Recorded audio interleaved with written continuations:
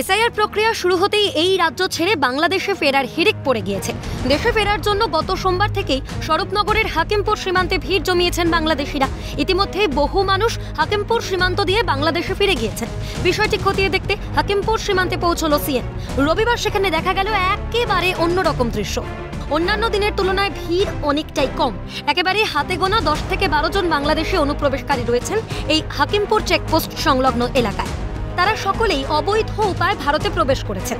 সিএনএর ক্যামেরার সামনে বাংলাদেশিরা জানালেন, কেউ রাতের অন্ধকারে নদী সাঁতরে পার হয়ে ভারতে ঢুকেছিলেন পরিবার নিয়ে, কেউ কেউ আবার দালালের মাধ্যমে খোঁজাডাঙ্গা সীমান্ত দিয়ে ঢুকেছিলেন ভারতে।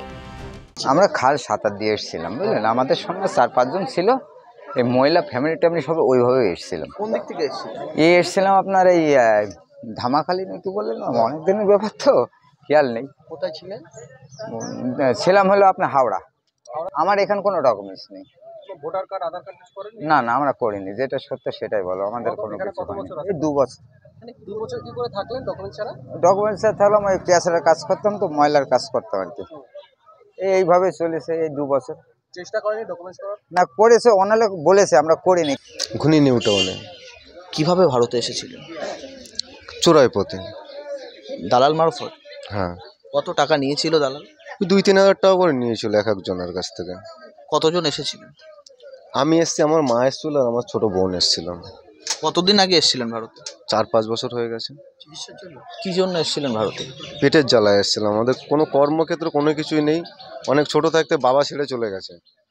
এবার মা বোনকে নিয়ে আমি কি করব? দেশে কোনো কাজ বাজ কোনো কিছু নেই, তো পেটের জ্বালা আমি এখানে এসেছিলাম নিজের মা বোনকে নিয়ে। আমার কাছে বাংলাদেশের আছে ওই যে ভোটার কার্ডের চেয়ারম্যানের।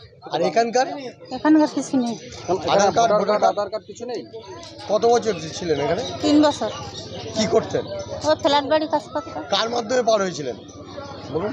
বলুন। ওই আজকে মানে দালাল। কত টাকা নিয়েছিলেন? কত টাকা? কত করে জানি, এটা 2,500 করে নিয়েছি। কয়জনকে নিয়েছিল?